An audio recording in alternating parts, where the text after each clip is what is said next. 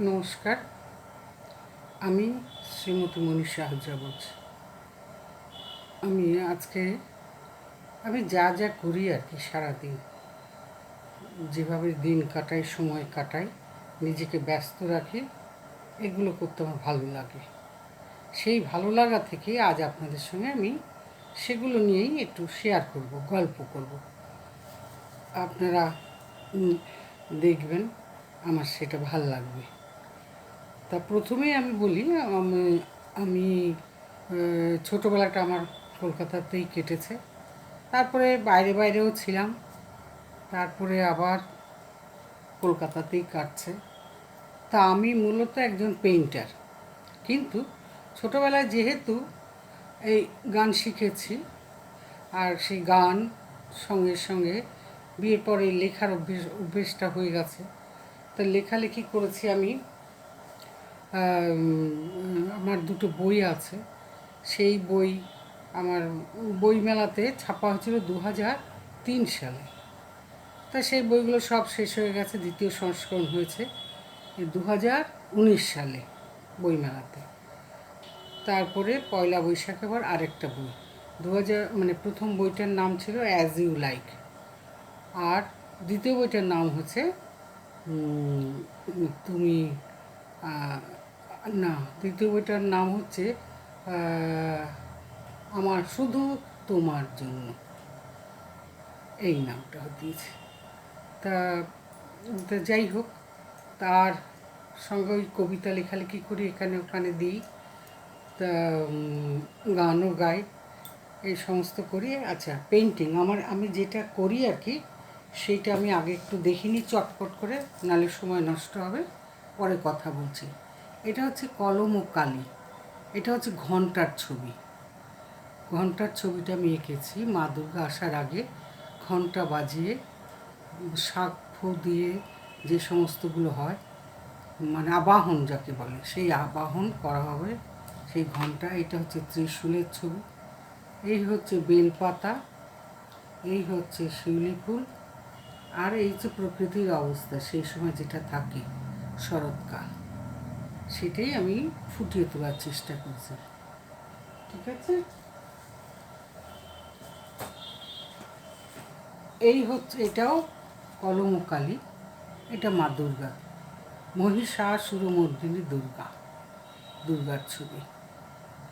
এই মা দুর্গা এইভাবেই আমাদের সামনে ধরা দিয়েছেন, যখন পুজো হয়। এমনি মা দুর্গা তো একজন মেয়ে বাবার। আর এই হচ্ছে, এই দেখালাম।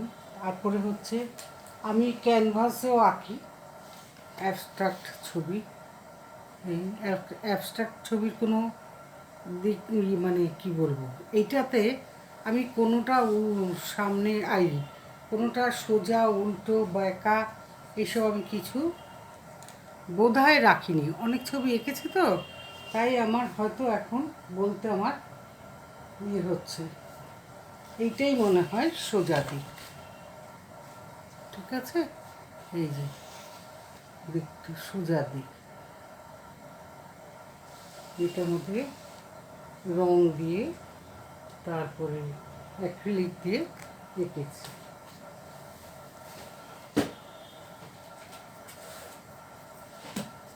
আরও আরেক ধরনের ছবি এঁকেছি অ্যাক্রিলিক দিয়ে। এটা হচ্ছে পৃথিবী। পৃথিবীকে দেখুন, আমরা মা হিসেবে তুলনা করি, সেই মায়ের ভিতরেই সমস্ত কিছু,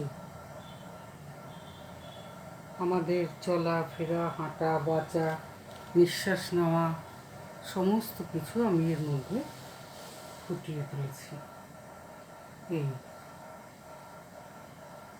আমি শো করেছি অনেকগুলো। প্রথম শো হয়েছে আমার তাজ বেঙ্গলে,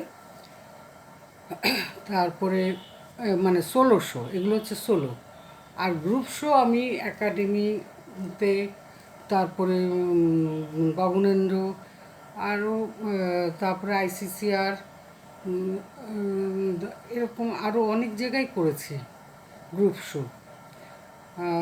তারপরে হচ্ছে আরও নাম মনে পড়ছে না এই মুহূর্তে। এই করেছি গ্রুপ শো প্রায় অনেক 50টার উপরে বোধহয় আমার হয়ে গেছে।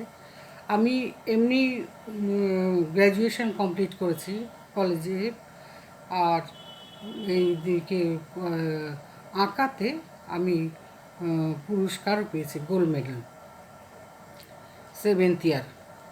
তা সেটা পেয়েছি, মহাজাতি সদনে আমাকে পুরস্কার দেওয়া হয়েছে, সেটা পেয়েছি আমি 19 সালের বোধহয় মার্চ মাস, কিংবা 18 সালে মার্চ মাস, না 19ই হবে, গত বছরই বোধহয় হবে, গুলিয়ে ফেলছে বোধহয়, এই সালটা একটু গণ্ডগোল হচ্ছে, মার্চ। তা এই হয়েছে, তা পুরস্কার পেয়েছি। তো এই গেল আমার আঁকার দিকটা। আঁকাটা এসছে আমার আমার দিদিমা সুন্দর আঁকতেন, তিনি প্রচণ্ড গুণী ছিলেন, তার থেকেই পাওনা আঁকা। মামা আঁকেন, তারপরে আঁকতে আঁকতে এখন অবশ্য মামার চোখেও দেখতে পান না, তা মা আঁকতেন, মার থেকে আমি পেয়েছি এইভাবে, মানে এটা আমার মামা বাড়ির থেকে পাওয়া। আর লেখালেখিটা আমি আমার বিয়ের পর আমার স্বামীর সঙ্গে থেকে থেকে লেখালেখিটার অভ্যেসটা হয়েছে। এমনি মুখে মুখে ছড়া বলাতে, সে ছোটোবেলা বন্ধুদের পেছনে লাগার সময় মুখে মুখে ছড়া বলা এই সমস্ত করেছে, কিন্তু লেখালেখি করে বই আকারে ছাপানো, সে আমার স্বামীর উৎসাহী এটা হয়েছে। তার সঙ্গে আমার মেয়েরা আছে, আমার 2 মেয়ে, সেই মেয়েরাও উৎসাহ সবসময় দিয়েই চলেছে। তো সেই নিয়ে লেখালেখি করেছি। তো একটা কবিতা পড়ে শোনায়। এখন লেখার গল্পটা, মানে লেখাটা তো এখানে বলা যাবে না, অনেক বড় হয়ে যাবে, সেই জন্য আমি সেটা আর বলছি না, শুধু একটা ছোট্ট কবিতাটা বলি। নাম হচ্ছে পথ। পথেই শুরু, পথেই শেষ, পথ আমাদের রাখে বেশ। পথ নেই তো কি আছে, তৈরি করব পথ। নতুন জীবন শুরুর জন্য করব নতুন শপথ। আসবে বাধা, আসবে বাধা, আসতেও পারে সাপদ। ভয় পেলে তো চলবে না, ভয়ই শত্রু প্রথম। ভয়কে করতে হবে জয় বন্ধু, পথেই হবে যখন। চলার জন্য চাই প্রথমে উৎসাহ আর সাহস। বল ভরসা ভয় ফরসা, সবাই হবে বশ। ফাঁক গলে ঢুকতে পাবে ওস্তাদি আর চালাকি। ভয় পেও না ওগুলোকে, তো ওগুলো সবই মেকি। শেষে আসি শেষ বচনে, তা অনেক খাঁটি। পথ আর ভয় নিয়ে চিন্তা নয়, নইলে খনার বচনটাই হবে মাটি। এটার নাম হচ্ছে পথ। আর একটা পরে আমি এইটা শেষ করে দিই, নাহলে বড় হয়ে যাবে।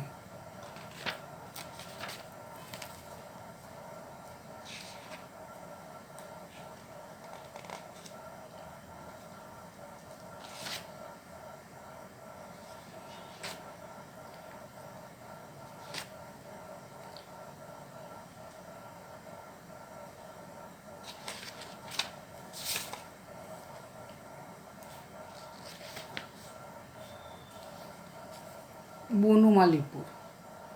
কালকে আসরে গাইতে গিয়েছিলাম গান, তাই তো জুটে গেল মোর প্রচুর সম্মান।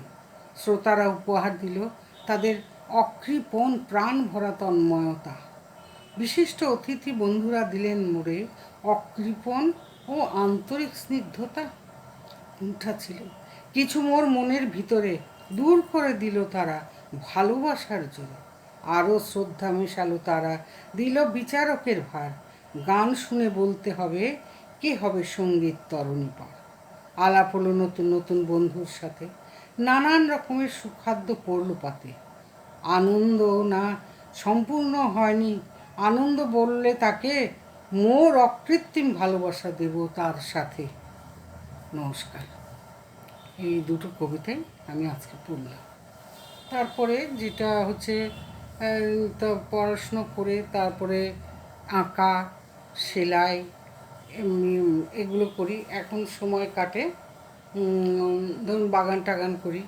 কিন্তু বাগান করলে কী করে হবে, বাগান বেশ গাছ টাছ হয়েছিল, কিন্তু আমার বাড়ির সামনেই একটা বড় বেল গাছের জন্য আমার সূর্যি মামা আর ঢুকতে পারছে না বলে সূর্যি মামার আলো পড়ছে না, গাছগুলো যাচ্ছে নষ্ট হয়ে মরে যাচ্ছে। খুব মানে বাজে লাগে। একটু গাছ টাছ লাগাবো, সেগুলোকে ঘরে নিয়ে এসে সাজাবো, ওই প্লাস্টিক ফ্লাস্টিক দিয়ে সাজানো ভালো লাগে না।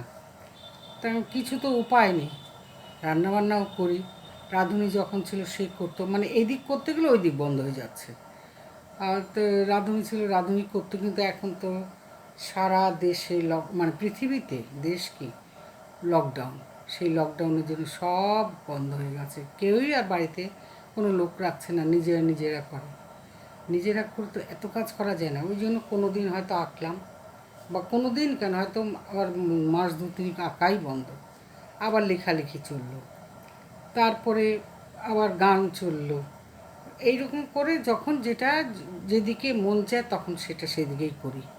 কোনো বাড়িতে বাড়িতে কোনো অসুবিধেই হয় না, সবাই তো যে যার মতো নিজেরটা নিজে করে নিচ্ছে। যার জন্য এটা করতে পারবো না, সেটা করতে পারবো না, সেটা না, সেটা এক সময় ছিল যখন বাচ্চারা ছোট ছিল। এখন তো তারা বড় হয়ে গেছে, নিজেরা নিজেদের নিয়ে ব্যস্ত, নিজেরা নিজেদেরটা তো করেই, সঙ্গে আবার আমারটাও করে। তো সেই কারণে এই যেমন আমি এখন আপনাদের সঙ্গে কথা বলবো, সমস্ত কিছু সেট করে দিয়ে গেছে যে না এবার তুমি বসে কথা বলো। তা এই সমস্ত সহযোগিতা সবই করে। আবার বলছে যে ইয়ে মানে করার জন্য সবসময় উৎসাহ দিচ্ছে, আমিও যেমন ওদের সবসময় উৎসাহ দিচ্ছি, ওরাও আমাকে উৎসাহ দিচ্ছে। উৎসাহ না দিলে তো কোনো এগোতে পারে না।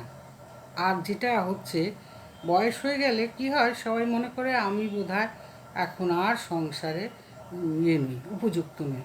তখন সবার মন খারাপ হয়ে যায়, আস্তে আস্তে ডিপ্রেশনে চলে যায়। আমি এই ডিপ্রেশনের এগেনস্টেই আমার যুদ্ধ। না, ডিপ্রেশন ঢুকতে দেওয়া যাবে না বাড়িতে, একদম দরজার বাইরে ডিপ্রেশন। কেন ডিপ্রেশনে হবে?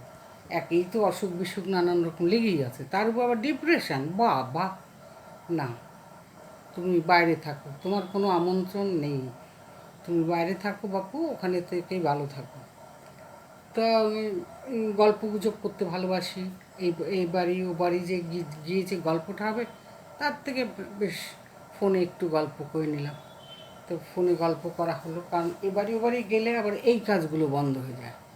রান্নাবান্নাটা কখনো কখনো করলাম, আর করে ওই মানে রান্নাটা করলাম, আবার যখন মনে হলো সেলাই করলাম, এইভাবে আর কি চলছে। তাছাড়া আমি একটু জল খেয়ে এবার আমি একটু একটা গান শোনাই, কারণ টাইম আবার বেশি হয়ে গেলে মুশকিল।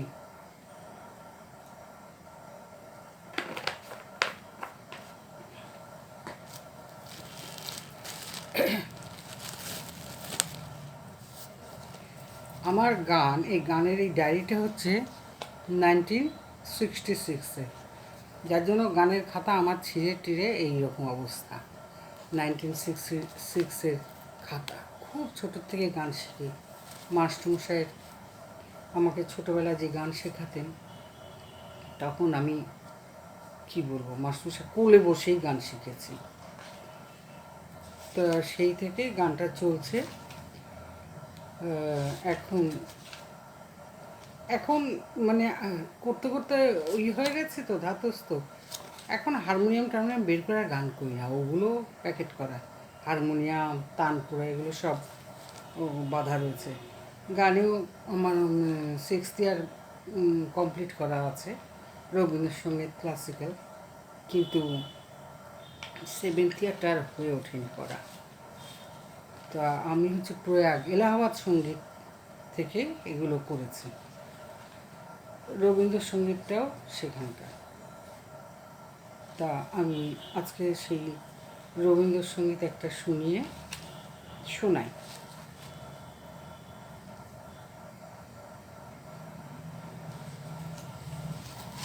এটা একটা রবীন্দ্রসঙ্গীত।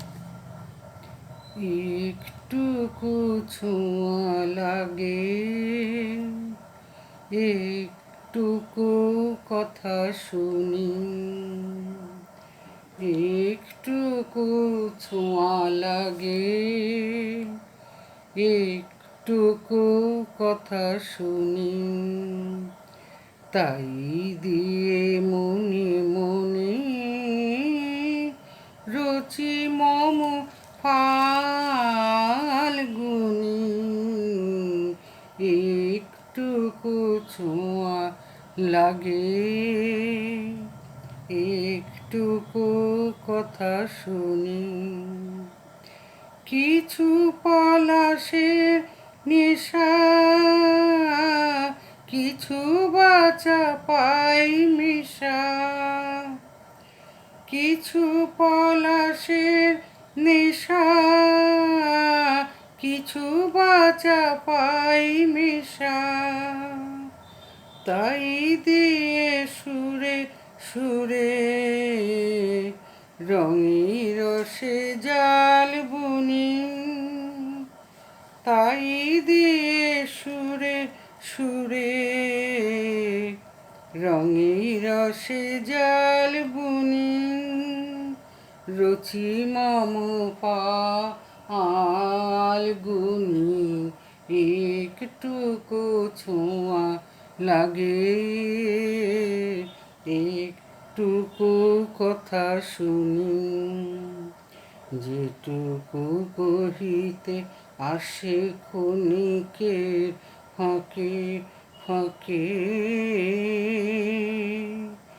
চকিত মনের কোণে স্বপনের ছবি আঁকে, যেটুকু যায় রে দূরে ভাবনা কাঁপায় সুরে, তাই নিয়ে যায় বেলা নুপুরের তাল গুনে, রচি মম ফাল্গুনি, একটুকু ছোঁয়া লাগে, একটুকু কথা শুনি, তাই দিয়ে মনে মনে রচি মম ফাল্গুনি, একটুকু ছোঁয়া লাগে, একটুকু কথা শুনি। নমস্কার। দেখি আরেকটা রাগ প্রধান গান কি গাওয়া যায়।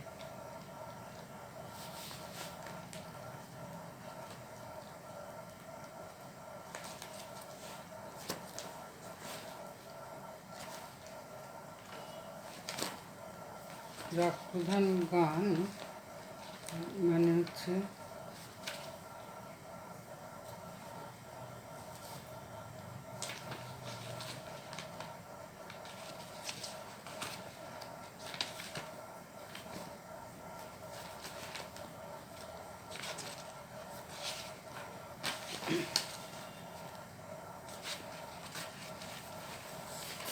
আচ্ছা, এটা হচ্ছে ভজন গান, জৈনপুরী ভজন। ঝুলাত নন্দ কিশোর, ঝুলা ঝুলাত নন্দ কিশোর, ঝুলা ঝুলাত নন্দ কিশোর, প্রেম রঙ্গমে গোপী সঙ্গমে হোবত ভাব বিভোর,